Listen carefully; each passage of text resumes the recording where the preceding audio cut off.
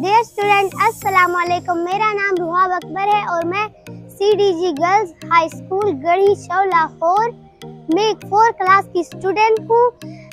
आज मैं आपको डेंगू से बचाने के तरीके बताऊंगी। ये आप देखें कि किसी भी पौधे के पास पानी कड़ा नहीं है, क्योंकि हम पौधों को रात के वक्त पानी देते हैं ताकि खुश्क हो जाए। ये देखें, कहीं पर भी पानी कड़ा नहीं है ताकि इधर डेंगू को पल बढ़ने का मौका ना मिले।